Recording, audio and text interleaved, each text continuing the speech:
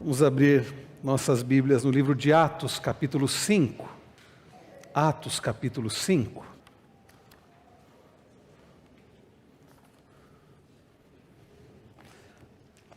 Atos, capítulo 5. Nós vamos ler, irmãos queridos, a partir do verso de número 17. Peço que os irmãos acompanhem com atenção, com reverência, com interesse. Afinal de contas, é a palavra de Deus. É o alimento espiritual para a nossa vida, para a nossa alma, para o nosso coração. Atos capítulo 5, a partir do verso 17, diz assim: Levantando-se, porém, o sumo sacerdote e todos os que estavam com ele, isto é, o partido dos saduceus, ficaram com muita inveja, prenderam os apóstolos e os recolheram à prisão pública.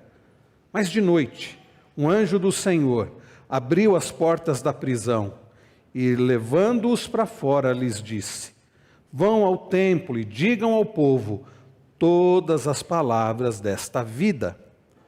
Tendo ouvido isto, logo ao amanhecer entraram no templo e ensinavam.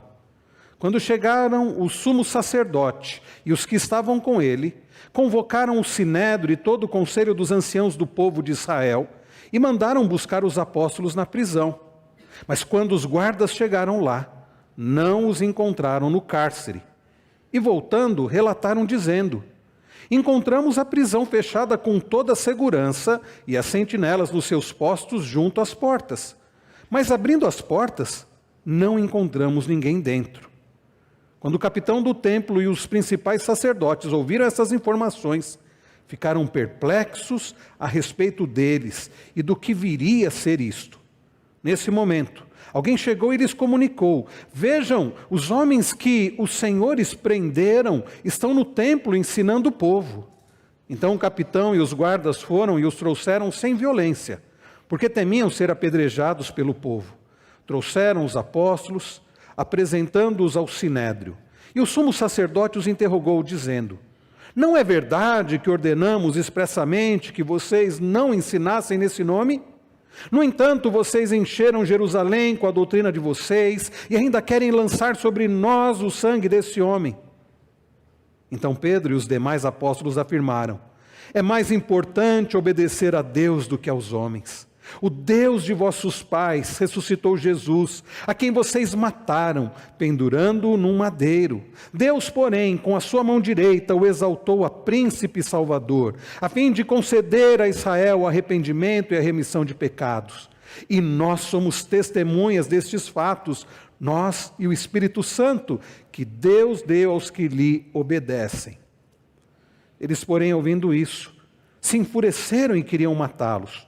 Mas levantando-se no sinédrio um fariseu chamado Gamaliel, mestre da lei, respeitado por todo o povo, mandou que os apóstolos fossem levados para fora por um momento. Então disse ao sinédrio: Israelitas, tenham cuidado com o que vão fazer com estes homens, porque algum tempo atrás se levantou Teudas, dizendo ser alguém muito importante, ao qual se juntaram cerca de 400 homens, mas ele foi morto, e todos os que lhe obedeciam se dispersaram e foram reduzidos a nada.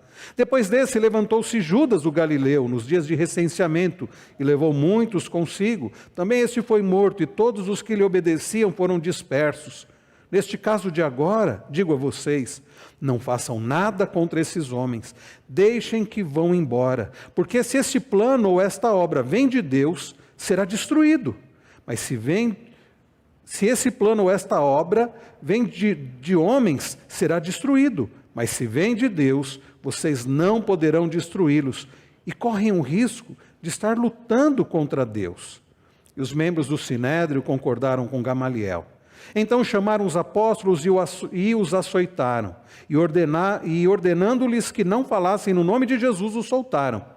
E eles se retiraram do sinédrio, muito alegres por terem sido considerados dignos de sofrer afrontas por esse nome. E todos os dias, no templo e de casa em casa, não cessavam de ensinar e de pregar que Jesus é o Cristo. Até aqui, palavra do Senhor. Vamos orar. Pai Celestial, nós agradecemos ao Senhor que nos deixou registrada essas histórias tão importantes para nós. coisas que têm tudo a ver com a nossa vida, com a tua igreja, porque é a história da tua igreja, é a nossa história. Então, ó Pai, pedimos que o Senhor nos instrua, através da palavra que acabamos de ler, nos dê entendimento do que lemos, abençoa-nos na exposição da tua palavra.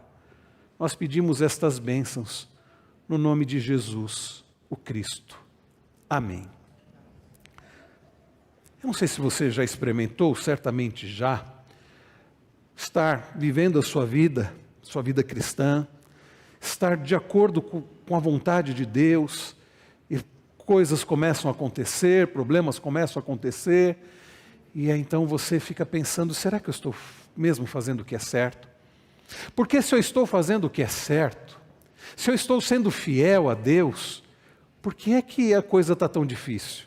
Aí você olha para o lado e tem o outro que não está vivendo conforme a vontade de Deus. E aparentemente ele não enfrenta os mesmos problemas que você enfrenta. Você olha ao redor e aparentemente as pessoas que não estão em fidelidade, vivendo com temor a Deus, eles não enfrentam o que você enfrenta. E você fica pensando, será que se eu de fato estivesse sendo fiel a Deus, ou por eu estar sendo fiel a Deus, por que eu estou enfrentando problemas, dificuldades? Às vezes, inclusive, enfrentando problemas, dificuldades, por estar sendo fiel a Deus. Já passou por isso? Quando nós pensamos no âmbito da igreja, se a igreja está sendo fiel, por que é que a igreja está enfrentando problemas? Há, inclusive, um pensamento equivocado de que se a igreja está de acordo com a vontade de Deus, a igreja não enfrenta problemas. A igreja que vive de acordo com a vontade de Deus, a igreja abençoada, a igreja de acordo com a vontade de Deus é uma igreja que prospera financeiramente, prospera, as pessoas, todos os seus membros estão bem financeiramente, todos com saúde, sem nenhum problema. Queridos, esse é um pensamento equivocado. Não se avalia a fidelidade de uma pessoa ou a fidelidade de uma igreja olhando para se ela tem problemas ou dificuldades ou não. É possível que a pessoa esteja vivendo contrário à palavra de Deus, esteja bem de saúde, bem financeiramente. E é possível, muito provável, que alguém, uma igreja, esteja sendo fiel a Deus, esteja enfrentando problemas, dificuldades, oposição. Quando nós olhamos aqui para a igreja descrita aqui, narrada, a história da igreja narrada por Lucas, aqui no livro de Atos, nós lemos sobre uma igreja fiel ao Senhor. Uma igreja que nós vimos no domingo passado, experimentava de fato o poder do Senhor. Crescia, tinha unidade, transformação de vidas. Mas agora, ao olharmos a partir do verso 17, nós vemos uma igreja enfrentando, mais uma vez, perseguição, apóstolos sendo presos. Nós aprenderemos, queridos, nesta noite, resumo da mensagem desta noite é que a igreja do Senhor, na tarefa da proclamação do Evangelho, ela vai enfrentar dificuldades, oposição, mas o Senhor vai continuar sustentando a sua obra e nada irá prevalecer contra a igreja do Senhor. O resumo da mensagem desta noite é esse: a igreja fiel ao Senhor, ela enfrenta dificuldades, oposição, mas a obra do Senhor é sustentada pelo Senhor, e o Senhor continuará sustentando a sua obra até o final. Nós veremos isso em duas grandes partes. A primeira parte é a igreja do Senhor, a igreja fiel, ela enfrenta dificuldades, oposição, perseguição. Olhem comigo o verso 17. Levantando-se, porém, o sumo sacerdote e todos os que estavam com ele, isto é, o partido dos saduceus, ficaram com muita inveja, prenderam os apóstolos e os recolheram à prisão pública. Queridos irmãos, nós estamos olhando para este livro maravilhoso, da maravilhosa palavra do Senhor, e nós temos aprendido sobre a origem da igreja. Não que no Antigo Testamento a igreja não estivesse lá, o povo de Deus é um só. Era representado pelos judeus do Antigo Testamento. A partir de Cristo, inclusive os judeus rejeitam o Messias, e a partir de Cristo, o povo de Deus passa a ser representado pela igreja de Jesus Cristo. Então nós estamos olhando sobre a origem da igreja de Jesus Cristo. E desde o capítulo 1, nós temos olhado para o fato de que está acontecendo aquilo que Jesus disse no capítulo 1, antes de Jesus subir aos céus, depois que Jesus ressuscitou dentre os mortos, antes de subir aos céus, ele esteve com seus discípulos. E no capítulo 1 nós lemos Jesus dizendo no verso 8, vocês receberão poder ao descer sobre vocês o Espírito Santo, e vocês serão minhas testemunhas, tanto em Jerusalém como Judéia e Samaria, até os confins da terra, até os confins do mundo. E o que nós estamos vendo, queridos, nesses 5 primeiros capítulos até aqui, é a igreja do Senhor Jesus testemunhando em Jerusalém. Daqui a pouco nós vamos ver se estendendo esse testemunho, como Jesus disse. E nesse testemunho em Jerusalém, nós já aprendemos tantas coisas. Nós lemos sobre a descida do Espírito Santo, capacitando a igreja para esse testemunho, para essa pregação, para esse ensino, para essa evangelização. E nós temos lido sobre a igreja crescendo, a igreja se desenvolvendo, a igreja firme na doutrina dos apóstolos, a igreja permanecendo firme na comunhão, no partir do pão, nas orações, a igreja participando da ceia do Senhor. Nós temos lido sobre tudo isso. E no domingo passado nós vimos como o Senhor estava agindo na sua igreja com poder. Sinais e prodígios eram feitos pelos apóstolos. E nós vimos que isso foi algo de Deus para aquele período. Aliás, sinais e prodígios aconteceram, você pode perceber na Bíblia, em momentos específicos na história do povo de Deus. Deus tinha os seus propósitos ali. Sinais e prodígios não aconteceram ao longo de toda a história de Israel e não aconteceram ao longo de toda a história da igreja. E alguns irmãos nossos estão equivocados em buscar esses sinais e prodígios para hoje, achando que a igreja depende disso, inclusive para o seu testemunho. Não depende. Aquilo foi específico para aqueles dias, e como nós aprendemos através do reverendo Wellington no domingo passado, apenas os apóstolos realizavam aqueles sinais e prodígios. E então nós temos visto, queridos, neste maravilhoso livro, continuidades e descontinuidades. O que nós vimos no domingo passado de continuidade no poder do Senhor na vida da sua igreja, é que, conforme nós vimos no domingo passado, aquela igreja, ela estava experimentando um crescimento. Nós vimos no domingo passado o verso 14, e aumentava sempre mais o número de crentes no Senhor. Nós vimos também, meus irmãos, que eles estavam experimentando mudança de vida, transformação de vida. E nós vimos que eles estavam experimentando a unidade, a comunhão. Graças a Deus, o Senhor continua agindo com poder na sua igreja. E nós, queridos, temos experimentado isso. Agora, ledo engano, pensar que, pelo fato da igreja estar experimentando o poder de Deus, ela está isenta de problemas. Acabamos de ler nos versos 17 e 18. Que a igreja, mesmo experimentando o poder de Deus, crescimento, comunhão, transformação, nós lemos que o Sinédrio não ficou satisfeito. Nós vimos, queridos, que o sumo sacerdote se levanta. O sumo sacerdote era uma grande autoridade, e hoje nós não temos sumos sacerdotes humanos, porque o nosso sumo sacerdote, conforme nós iremos relembrar daqui a pouco ao participar da ceia do Senhor, o nosso sumo sacerdote é Jesus Cristo, que de uma vez por todas ofereceu o sacrifício para a expiação dos nossos pecados, para perdão de pecados. E tudo aquilo que os sacerdotes da antiga aliança faziam, apenas apontavam para aquilo que Cristo faria um dia. É por isso que Jesus entra em Jerusalém justamente por ocasião da festa da Páscoa. E Jesus, sendo o Cordeiro de Deus, como nós cantamos ainda há pouco, relembrando Isaías 63, Jesus que foi humilhado, Jesus levou sobre si a culpa dos nossos pecados. E Ele, como diz o autor aos Hebreus, de uma vez por todas, realizou o sacrifício em nosso favor. É por isso, queridos, que nós não temos altar. É por isso que nós não realizamos sacrifícios no culto, porque Jesus ofereceu de uma vez por todas um sacrifício suficiente, eficiente, um sacrifício, meus irmãos, único, em favor da expiação dos nossos pecados.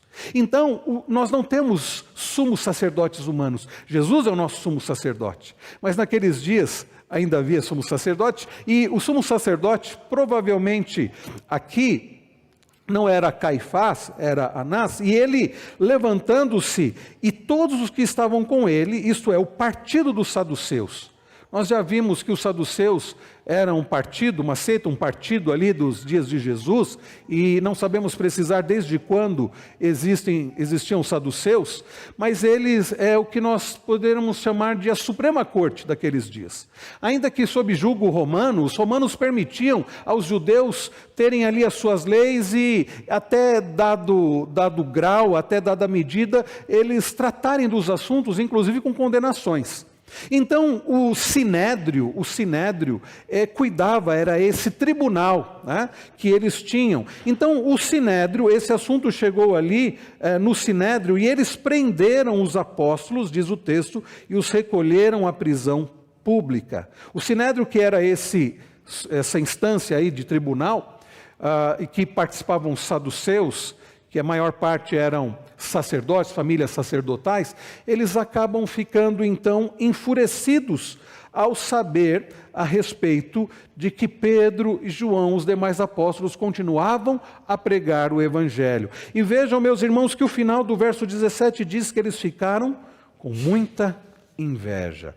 Eles ficaram com muita inveja. Irmãos queridos, eu sempre que leio sobre autoridades, né, religiosas agindo, eu fico tentando verificar até que ponto essas autoridades elas estão agindo por verdadeiro zelo. É verdade que nós temos que ser zelosos pela obra do Senhor, na obra do Senhor. Devemos ser zelosos com a palavra do Senhor. E aquelas autoridades judaicas deveriam ser zelosas também. A palavra aqui do texto original é zelo. Mas por que é? E eu observei demais versões, Nova Versão Transformadora, Nova Versão Internacional, outras versões, nenhuma delas traduz aqui dizendo que eles ficaram com zelo. Por que traduziram como inveja, como ciúmes? Porque de fato não se tratava de zelo da parte deles. Aquelas autoridades, os saduceus, os fariseus, o sumo sacerdote, eles não estavam sendo zelosos com a palavra do Senhor. Eles não estavam indignados com a ação dos apóstolos, porque eles enxergavam que aquilo ali estava ferindo a palavra do Senhor, as leis de Moisés, aquilo que eles aprenderam e deveriam zelar, o Antigo Testamento, o Pentateuco. Não se tratava disso. O que eles estavam experimentando era inveja. O que eles estavam experimentando era ciúmes. Edward Welch tem um livro muito interessante, que o título é Quando as Pessoas São Grandes e Deus é Pequeno. É um livro muito específico para aqueles que sofrem de temor de homens. Sabe o que é temor a homens? Quando você se importa muito com a opinião dos outros. E os apóstolos, nós já lemos que eles se importavam mais em agradar a Deus. Mas há pessoas que estão muito preocupadas em agradar pessoas e não a agradar a Deus. Há pessoas que temem muito os outros. E neste livro, Ed Welch, ele comenta sobre essa questão dos ciúmes. Ele diz assim: existem situações em que o ciúme, o zelo, tem razão de ser.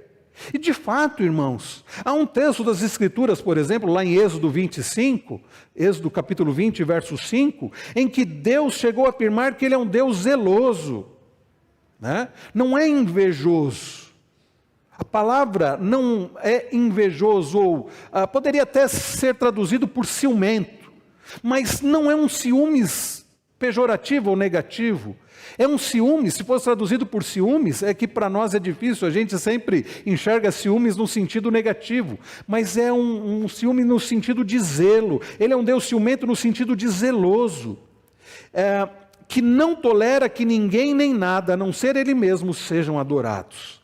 É zelo. Deus é um Deus zeloso pelo seu povo. Ele é cuidadoso com o seu povo. Um marido, ele não deve ser ciumento no sentido negativo, mas ele deve ser zeloso, cuidando e zelando pela vida da sua esposa. Nós devemos ser zelosos pela palavra do Senhor, pelo culto, pelas coisas de Deus. Agora, não era o caso daqueles membros do Sinédrio. Nós vemos, queridos, a Bíblia trata de exemplos de um zelo, que na verdade não um zelo, mas um ciúmes. Quando nós chegarmos no capítulo 13 de Atos, nós vamos ver que, durante o ministério de Paulo, Lucas registra que os judeus de Antioquia, da Pisídia, se encheram de inveja de Paulo e Barnabé. Sabe por quê? Porque grandes multidões se reuniam para ouvir a pregação de Paulo. Está lá em Atos 13, nós vamos chegar lá, se Deus permitir. A ilustração bíblica clássica de ciúmes, não de zelo, é a de um homem chamado Saul. Lembram-se da história de Saul? Quando Davi, pela graça de Deus, pelo agir do Senhor, obtém vitória contra o gigante filisteu Golias, as pessoas começam a dizer, a cantar: Saul feriu milhares, mas Davi 10 milhares. Está lá em 1 Samuel 18.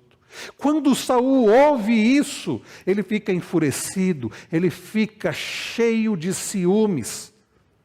Então, queridos, o que aqueles membros do Sinédrio estavam experimentando não era zelo pela palavra do Senhor, pela obra do Senhor. Eles estão enfurecidos com os apóstolos, eles estão indignados pelo que estava acontecendo em Jerusalém, com a pregação do Evangelho em Jerusalém, porque eles estavam com ciúmes, eles estavam, como bem traduziu a nossa versão, com inveja. Esse era o caso. Na igreja do Senhor Jesus, a inveja não deve ter lugar. A inveja é fruto de alguém que se ama tanto, que se incomoda com a vitória do outro, que se incomoda quando o outro vai bem, que se incomoda quando o outro ganha algo e ele não, quando o outro tem alguma visualização e ele não. Isso não é próprio do cristão e da igreja do Senhor Jesus. O apóstolo Paulo, na primeira carta aos Coríntios, uma igreja dividida, uma igreja cheia de ciúmes, invejas, Paulo vai corrigir aquela igreja falando sobre o amor. E no famoso capítulo 13, Paulo começa a explicar o que é o amor. E na língua original, Paulo usa verbos. É interessante, mostrando que o amor não tem a ver com sentimento. O amor tem a ver com atitudes. E ele diz no verso 4 que o amor é paciente, que o amor age com paciência, mesmo quando sofrendo injúrias, ou quando as coisas não acontecem do jeito que a gente quer. Por amor nós somos pacientes. Ele diz que o amor, ele é bondoso ou benigno. Ele diz que o amor não arde em ciúmes. E quando ele diz isso, ele está dizendo que aquele que de fato ama, não se ofende, não fica incomodado quando o outro recebe glória, quando o outro é notado, quando o outro é elogiado, quando o outro tem vitórias. Ele não fica com inveja, ele se alegra. Talvez eu não consiga o que o outro está conseguindo, mas eu me alegro com o outro. Talvez eu não consiga comprar o que o outro comprou, talvez eu não seja notado como o outro é notado, talvez eu não seja elogiado como o outro é elogiado, mas eu me alegro com ele, por ele. Ah, irmãos, diferente de como deve ser na igreja do Senhor Jesus, onde devemos nos amar e nos alegrar uns com os outros e dar honra aos outros, aqueles membros do Sinédrio, o sumo sacerdote, os saduceus, eles estavam com inveja. E aqui nós aprendemos como não ser igreja do Senhor Jesus. A igreja do Senhor Jesus não deve agir com inveja. Devemos nos alegrar e apoiar uns aos outros nas vitórias, nas conquistas. E vejam, o que nós estamos falando, o que nós estamos vendo aqui, é que o Evangelho estava sendo pregado em Jerusalém. Que Cristo, o nome de Cristo, estava sendo pregado em Jerusalém. E aqueles homens, aqueles religiosos, deveriam enxergar que Jesus era o Cristo e deveriam apoiar e deveriam seguir a Cristo. Mas eles estão presos na vida deles, na religiosidade deles, e eles ficam com inveja dos apóstolos. Eles ficam com inveja porque sinais e maravilhas estavam acontecendo, porque as pessoas estavam indo em busca dos apóstolos, porque as pessoas estavam vendo a igreja, porque muitos estavam se achegando à igreja, e eles são tomados de inveja. Queridos, sejamos zelosos, não ciumentos. Sejamos zelosos, não invejosos. Mas, irmãos, o texto continua, e no verso 18 diz que eles prenderam os apóstolos e os recolheram à prisão pública. Eles os recolheram à prisão pública. E eu não sei o que passou pela cabeça dos apóstolos, mas eu fico pensando o que certamente passaria na minha cabeça. Eu certamente pensaria assim, como pecador que sou: Senhor, de novo? Se eu estivesse no lugar de Pedro, de João, dos apóstolos, principalmente Pedro e João, que já haviam sido presos: Senhor, de novo? Nós já sofremos, nós já fomos presos. Aí fomos libertos, estamos pregando a Tua palavra, estamos cumprindo aquilo que o Senhor mandou a gente fazer. Lá em Atos 1:8, o Senhor mandou, é claro, eles não citariam isso, né? Não citariam Atos 1:8, nós é que temos aqui esse registro, eles ouviram isso da boca de Jesus. O Senhor nos mandou, o Senhor disse que nós seríamos Suas testemunhas, e nós estamos sendo. Senhor, o Senhor não percebeu que a igreja está crescendo, está tendo unidade, está tendo transformação? É o poder do Senhor em nós. Por que é que fomos presos? Certamente eles não questionaram isso, o texto não diz, mas certamente, até pelo que eles fizeram depois de soltos, mostram que isso não passou pela cabeça deles. Com certeza não foi algo agradável, humanamente falando, fisicamente, ir para uma prisão pública, mas fato é que eles foram presos. Mas, irmãos queridos, a obra é do Senhor, não é do homem. O projeto é do Senhor, não é do homem. A ordem havia sido dada por Jesus e não era criação dos apóstolos. É por isso, meus irmãos, que a igreja, mesmo enfrentando perseguições, nada disso pode impedir o avanço do Evangelho. Mas não se enganem, meus queridos irmãos, nós vamos enfrentar perseguições. Não sei quantos de vocês estavam aqui no culto da manhã, ou dos que não estavam aqui, se acompanharam a transmissão. Reverendo Wilson expôs o Salmo de número 12. Quando Davi fala desse mundo quebrado, de pessoas quebradas, de pessoas que mentem, de pessoas que são bajuladoras, de pessoas que são enganadoras. E é este mundo que nós vivemos. E a igreja do Senhor é atacada por pessoas assim. E por vezes enfrentamos problemas dentro da própria igreja do Senhor. Porque às vezes a oposição não vem de fora, às vezes a igreja está crescendo, a igreja está se desenvolvendo, e gente de dentro da igreja se levanta para criar problemas, para criar oposição na obra do Senhor, dentro da igreja do Senhor. Nós olhamos para 2 Timóteo, o reverendo Wilson leu também pela manhã, onde Deus diz que Ele vai livrar o seu povo, no sentido de que não é que Deus vai nos livrar de problemas que enfrentamos, sempre, mas que Deus vai livrar a sua igreja, que nada vai impedir a obra da sua igreja. Mas verdade é que nós enfrentamos oposição. Eu acho estranho quando pessoas dizem assim: mas por que é que a imprensa está sempre criticando a igreja? Por que é que as novelas sempre atacam as coisas de Deus ou a igreja? Por que é que a sociedade sempre vai contra a igreja? Por quê? Natural. Jesus disse assim: como eles me odiaram, vocês serão também odiados. Seria estranho, irmãos queridos, prestem atenção, seria estranho se nós estivéssemos sendo elogiados pelo mundo, aplaudidos pelo mundo, apoiados pelo mundo. Seria estranho se Rede Globo estivesse apoiando a igreja, fazendo reportagens a respeito, falando bem do Evangelho. Eu ia achar estranho, o que está acontecendo? Entrevistando pastores fiéis. Enquanto eu vejo Rede Globo entrevistando pastores progressistas, que vão contra os princípios da palavra do Senhor, eu vejo natural. Enquanto eu vejo as novelas defendendo coisas contrárias à palavra de Deus, aliás, há muitos e muitos anos eu nem assisto novela, os programas contrários, normal, porque o mundo jaz no maligno. Enquanto eu vejo, queridos, este mundo contra a igreja, contra as coisas de Deus, eu digo natural, não é que eu gosto disso, não é que eu tenho prazer nisso, mas eu vejo que isso é natural porque a Bíblia diz que seria assim, Jesus disse que seria assim, e as coisas ainda irão piorar. Então não se iluda, não se engane, não fique espantado. Eu no meu serviço, eu estou sendo atacado porque eu estou sendo fiel a Deus. Normal, natural. Seria estranho se você fosse apenas apoiado, apenas aplaudido por aqueles que não conhecem a Deus, não amam a Deus. Queridos, a igreja do Senhor vai continuar enfrentando oposição, assim como nossos irmãos enfrentaram oposição e perseguição. Isso aconteceu ao longo de toda a história da igreja. Se você conhece um pouco de história da igreja, Você sabe que isso aconteceu ao longo de toda a história da igreja. Se você conhece a história mais recente da igreja, você sabe disso. Se você conhece hoje a história da igreja hoje, se você conhece a realidade da igreja do Senhor Jesus nesse mundo, talvez não de forma tão direta assim no nosso país, mas na Coreia do Norte, mas nos países árabes, você sabe que há verdadeira perseguição. Daqui a algumas semanas nós vamos participar do Domingo da Igreja Perseguida, como nós temos feito já há alguns anos, e através da missão Portas Abertas nós temos sido notificados a respeito da perseguição dos cristãos nesse mundo, e não é pouco.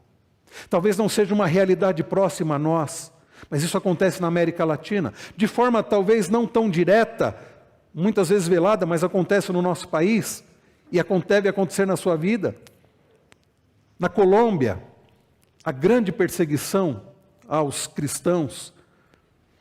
Então, queridos, a igreja do Senhor Jesus, ela vai continuar enfrentando oposição. Se você quer fazer parte de um grupo tranquilo, que é só elogiado, você está no grupo errado.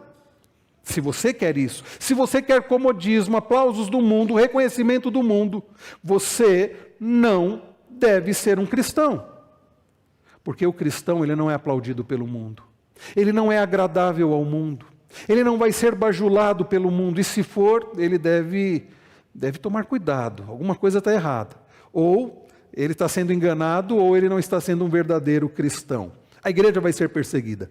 Certa feita perguntaram para o doutor Leonardo Schalkwitz, não sei se é assim que pronuncia, reverendo Hélio, sogro do reverendo Augusto Nicodemos, holandês, já está na Holanda, né? Retornou para a Holanda. Ele foi diretor do Seminário Presbiteriano do Norte aqui no Brasil durante alguns anos. Certa feita perguntaram para ele: doutor Leonardo, será que se a igreja for mais perseguida, ela vai ser mais fiel? Porque quando nós olhamos em Atos aqui, a igreja era perseguida e continuava fiel. E era perseguida e continuava fiel. E alguém pensou assim: será que o que está faltando para nós é perseguição? Ele disse: não. A questão não é que vamos ser perseguidos para ser fiéis. A questão não é que a igreja precisa ser mais perseguida para ser fiel. A verdade é que a igreja fiel será perseguida. A igreja fiel será perseguida. Não vamos estranhar a perseguição, irmãos. A coisa vai piorar. Não falo isso porque eu sou pessimista. Não falo isso porque eu quero isso. Mas é pelas Escrituras. Pelas Escrituras, as coisas ainda irão piorar. Mas há uma boa notícia. Por mais que haja perseguição, a igreja do Senhor, a obra do Senhor, nada disso poderá impedir o avanço da obra do Senhor, o avanço do Evangelho. Esse é o nosso segundo ponto.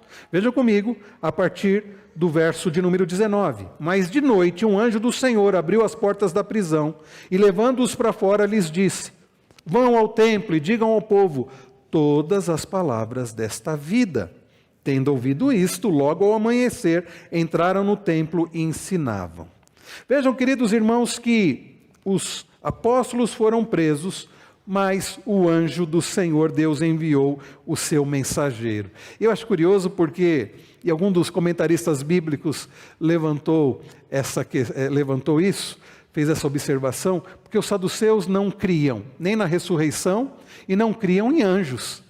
E Deus envia justamente um anjo para libertar ali os seus apóstolos. Não sabemos exatamente como aconteceu. Bom, a Bíblia diz que as portas foram abertas, né, da prisão, mas de alguma forma os sentinelas não perceberam nada. Não sabemos se eles dormiram, não sabemos se Deus fez de alguma forma ali que impediu que eles enxergassem, mas fato é que o anjo do Senhor foi lá. Assim como o anjo do Senhor tirou a pedra, removeu a pedra na ressurreição de Jesus, o anjo do Senhor abriu as portas.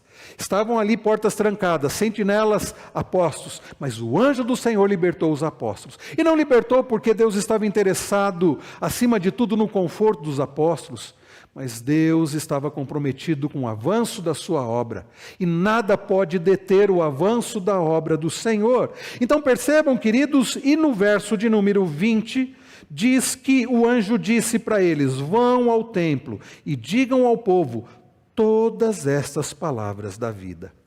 Digam ao povo todas estas palavras da vida.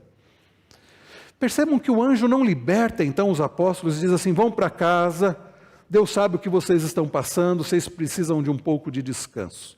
Vocês não merecem passar por isso. Vão aproveitar um pouco, vão para um resort. Não, não é nada disso que o anjo diz. Ele diz assim, o anjo está, percebam meus irmãos, por isso que eu tenho sempre voltado para Atos 1:8. O anjo está voltando para aquilo que Jesus disse. Vão para o templo e sejam testemunhas de Jesus. Em outras palavras, é isso que o anjo está dizendo. Continuem fazendo o que vocês foram comissionados para fazer. Continuem a obra. É Jesus continuando a sua obra através da sua igreja. E nada pode deter a igreja do Senhor Jesus. E o anjo diz, vão ao templo e digam ao povo todas as palavras desta vida. Um comentarista bíblico, Simon Kistemaker, ele diz o seguinte, qual é o significado da expressão palavras desta vida? Quando multidões abandonaram Jesus durante o seu ministério, está lá em João 6, versos 67 e 68, Jesus perguntou aos seus apóstolos, vocês também querem me deixar? Vocês também querem ir embora? Então Pedro, ele diz assim, Senhor, para quem iremos nós? Só o Senhor tem palavras de vida eterna. Irmãos queridos, é exatamente isso. O anjo está dizendo, vão ao templo e ensinem, continuem testemunhando de Cristo. Só o Senhor tem palavras de vida eterna. Os saduceus, queridos, rejeitaram a doutrina, mas eles deveriam pregar, os apóstolos deveriam continuar pregando as palavras. São as palavras que exprimem a mensagem da salvação, vida eterna por meio da ressurreição de Cristo, que os saduceus negavam. Eles deveriam continuar, os apóstolos, a igreja do Senhor deveria continuar pregando a palavra, o evangelho. E não é exatamente o que eles fazem? Olhem comigo o verso de número 21. Tendo ouvido isto, logo ao amanhecer, entraram no templo e ensinavam. Irmãos, os apóstolos mais do que depressa obedeceram à ordem do anjo, que estava de acordo com o que Jesus havia dito lá no capítulo 1. Eles entram no templo, eles nem esperam muito, bastou amanhecer, eles saíram da prisão, amanheceu, não adiantava eles irem de madrugada para o templo, estaria fechado. Eles ficam só esperando, eles saem da prisão, não é curioso isso, interessante? Eles saem da prisão, esperam abrir ali o templo, e eu acho que eles já estavam ali esperando para entrar, e eles entram para fazer o quê? Exatamente o que aquelas autoridades judaicas haviam proibido. Mas não era uma questão de desobediência civil apenas. Era uma questão de obediência a Deus, como nós veremos.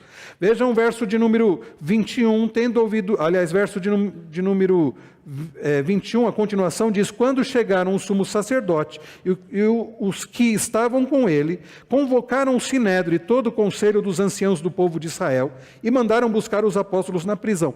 Eles nem passavam pela cabeça deles que os apóstolos não estavam mais lá. Eles querem interrogar, eles querem ainda mais, quem sabe, açoitar os apóstolos, e eles mandam trazer os apóstolos. Qual foi a surpresa deles, meus irmãos? Olha verso 22. Mas, quando os guardas chegaram lá, não os encontraram no cárcere. E voltando, relataram dizendo, encontramos a prisão fechada, com toda a segurança, e as sentinelas nos seus postos, junto às portas. Mas abrindo as portas, não encontramos ninguém dentro. Quando o capitão do templo e os principais sacerdotes ouviram essas informações, ficaram perplexos a respeito deles e do que viria a ser isto. Percebam, irmãos, eles não esperavam por isso. Eles ouvem a notícia e eles ficam perplexos. E eles ficam tentando entender como pode aqueles apóstolos que estavam bem guardados, bem presos, portas trancadas, sentinelas às portas, como eles conseguiram sair de lá? Mas percebam que nem essa perplexidade deles levou-os a considerarem que era o poder de Deus. Verso 25, neste momento alguém chegou e lhes comunicou, vejam, os homens que os senhores prenderam estão no templo ensinando o povo. Então o capitão e os guardas foram e os trouxeram sem violência, porque temiam ser apedrejados pelo povo. Trouxeram os apóstolos, apresentando-os ao sinédrio, e o sumo sacerdote os interrogou, dizendo, Percebam que nas palavras aqui do sumo sacerdote, eles vão ser acusados de 3 coisas. Olha o que ele diz: não é verdade que ordenamos expressamente que vocês não ensinassem neste nome? A primeira coisa, então, é que eles estavam sendo acusados de desobediência. Nós já havíamos dito a vocês que não ensinassem neste nome. Desobediência é a ordem dada para não ensinar no nome de Jesus. Mas há uma outra acusação aqui. Olha ainda o que ele diz no verso ainda de número 28. No entanto, vocês encheram Jerusalém com a doutrina de vocês. Olha a segunda acusação. Vocês estão ensinando nesse nome, vocês desobedeceram a ordem que nós demos e vocês estão enchendo a cidade com a doutrina de vocês. Que acusação maravilhosa essa, né? Ah, como seria bom sermos acusados disso.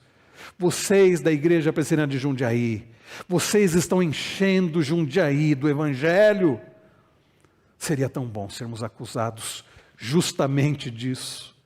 Talvez se fôssemos acusados disso, seria uma acusação injusta. Talvez, queridos, nós não estejamos enchendo a nossa cidade das doutrinas da palavra do Senhor, do Evangelho, da palavra de Cristo. E há uma terceira acusação. Eles estão dizendo que estavam sendo responsabilizados pela morte de Jesus. Final do verso 28. E ainda querem lançar sobre nós o sangue desse homem. 3 acusações.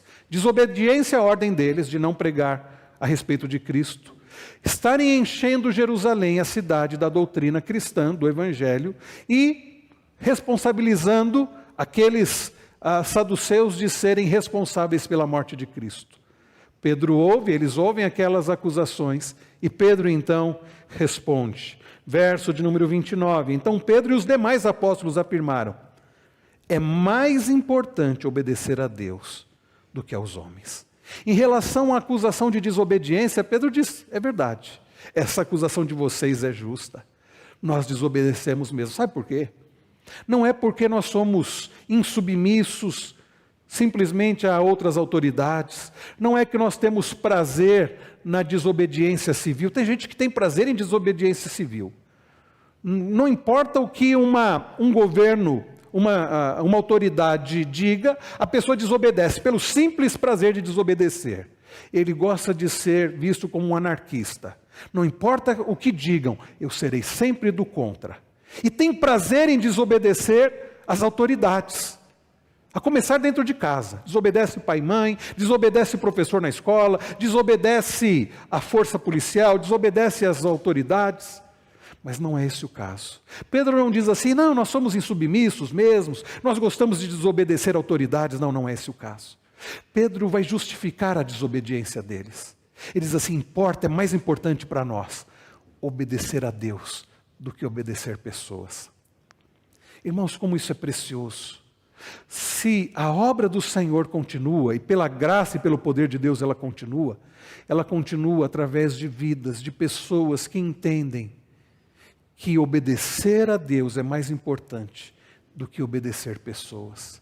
Que a ordem do Senhor, a palavra do Senhor, a ordem de pregarmos o Evangelho é mais importante do que o que os outros vão dizer. É mais importante do que o nosso próprio coração. Sabe por quê? Porque às vezes o nosso próprio coração vai dizer assim: não faz isso não. Isso não é cômodo. Isso não vai te trazer, um conforto. E por vezes não traz mesmo. Vai dizer assim: mas as pessoas, e se as pessoas não gostarem? Olha o problema do temor de homens. Mais uma vez, se você tem problema com isso, e muitos de nós temos, talvez todos nós, leia esse livro, Quando as Pessoas São Grandes e Deus é Pequeno, do Ed Welch. E ele diz isso, que o temor de homens nos leva a desobedecer a Deus. Porque nós acabamos temendo mais a pessoas do que ao próprio Deus. E aí ficamos pensando: mas eu vou evangelizar, e se o outro não gostar? E se o outro deixar de ser meu amigo por eu falar de Deus para ele? De eu confrontá-lo, de confrontar o seu pecado? Aí ficamos mais preocupados com a nossa imagem do que a vontade de Deus. Fulano, por que você não prega o Evangelho? Eu sou tímido. Sabe o que mostra? A pessoa está mais preocupada com a imagem dela do que a vontade de Deus. Por eu ser tímido, por eu me preocupar muito com a minha imagem, com o que vão dizer de mim, se vão gostar ou não, eu prefiro desobedecer à ordem de Deus. Pedro e os apóstolos dizem para nós, não. É mais importante obedecer a Deus do que obedecer pessoas. É mais importante obedecer a Deus do que obedecer à ordem de vocês. É o que os apóstolos estão dizendo. Um comentarista bíblico, ele cita justamente Eclesiastes 12:13. De tudo que se tem ouvido, a suma é: teme a Deus e guarda os seus mandamentos, porque isto é o dever de todo homem. Teme a Deus e guarda os seus mandamentos. É assim que a igreja do Senhor Jesus deve viver, temendo a Deus e guardando os seus mandamentos. Bem, irmãos, a partir daí, Pedro aproveita, os apóstolos aproveitam e vão pregar o evangelho para aquelas autoridades. Olha só verso 30. O Deus de nossos pais ressuscitou Jesus. Está dizendo assim, vocês estão nos acusando? Vocês estão com inveja? Porque vocês ainda não entenderam que o Deus que nós servimos é o Deus de Abraão, de Isaac e Jacó, que vocês dizem servir. Então vocês não estão sendo verdadeiramente zelosos, porque o Deus a quem nós estamos obedecendo, servindo e pregando é o Deus de nossos pais, o mesmo Deus que deu a lei para Moisés, o Deus de nossos pais, que ressuscitou a Jesus Cristo. E eles não criam na ressurreição, lembrem-se disso. E aí eles continuam na pregação e diz mais: a quem vocês mataram? Vocês estão nos acusando de responsabilizá-los pela morte de Cristo? Mas é verdade, foi o que vocês fizeram.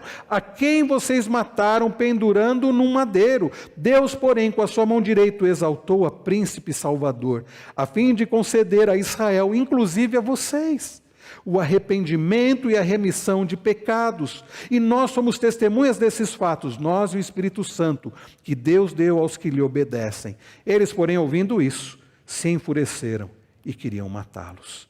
Então percebam, meus irmãos, nós não podemos retroceder. Nós não podemos retroceder. Para encerrar aqui, queridos, este final, a partir do verso de número 34, nós lemos que, nesse momento, se levanta um homem chamado Gamaliel. E não se engane pensando, olha, quem é um crente? Gamaliel era um fariseu muito respeitado entre os judeus, com quem Paulo aprendeu muito aos pés dele. E Gamaliel, ele diz assim, não façam nada com eles. Mas não era que Gamaliel estava preocupado, estava seguindo a Cristo, nada disso, ele estava apenas sendo pragmático. Ele diz assim, no verso de número 36, porque algum tempo atrás se levantou Teudas, dizendo ser alguém muito importante, ao qual se juntaram cerca de 400 homens, mas ele foi morto. E todos os que lhe obedeciam se dispersaram e foram reduzidos a nada. Depois levantou-se Judas, o galileu, nos dias do recenseamento, e levou muitos consigo. Também esse foi morto, e todos os que lhe obedeciam foram dispersos. Nesse caso agora, digo a vocês, não façam nada contra esses homens. Deixem que vão embora, porque se este plano ou esta obra vem dos homens, será destruída. Mas se vem de Deus, vocês não poderão destruí-los e correm o risco de estar lutando contra Deus. Aquele homem está sendo pragmático. Ele lembra de 2 casos. Lucas não entra em detalhes. Flávio Joséfos, um historiador judeu, fala desses casos. Teudas e Judas, homens que se levantaram, que levaram homens, tinham homens que os seguiam e que foram mortos. E que aqueles discípulos daqueles homens se dispersaram e aquelas obras acabaram. Gamaliel está dizendo, olha, se Jesus for igual Teudas e Judas, logo essa obra vai acabar também. Se não for, se for de fato uma obra de Deus, olha como ele está sendo pragmático, então vocês vão estar em sérios problemas. Gamaliel nem se inclui, né? Mostrando que certamente ele era apenas um conselheiro. E naquele pragmatismo eles ouvem a Gamaliel. Então, diz verso 40, então chamaram os apóstolos e os açoitaram. Ali o costume era 40 chibatadas menos uma, ou seja, 39 chibatadas. Os apóstolos levaram. E eles se retiraram do sinédrio. E olha só o que diz o texto, muito alegres, por terem sido considerados dignos de sofrer afrontas por esse nome. Um comentarista bíblico disse que certamente você poderia encontrar naquele dia os apóstolos pelo rastro de sangue, porque certamente eles estavam com o corpo já ensanguentado e o sangue eles deveriam ao andar deixar as marcas de sangue. Mas eles saem dali, depois de 39 chibatadas, com o corpo muito machucado. E diz o texto que eles estavam alegres, não porque eles eram masoquistas, não porque eles gostavam de apanhar, de sofrer, mas nos diz aqui Lucas que eles estavam alegres, porque eles consideravam motivo de honra sofrerem. Olha o que diz o texto: por terem sido considerados dignos de sofrer afrontas por esse nome. Que nome? O nome de Cristo. Eles estavam alegres porque, ao considerar o que Cristo havia padecido por eles, como nós cantamos há pouco, como nós vamos relembrar agora, é motivo de honra para o seu povo sofrer em nome daquele que sofreu por nós. E termina o texto dizendo que todos os dias, no templo e de casa em casa, não cessavam de ensinar e de pregar que Jesus é o Cristo.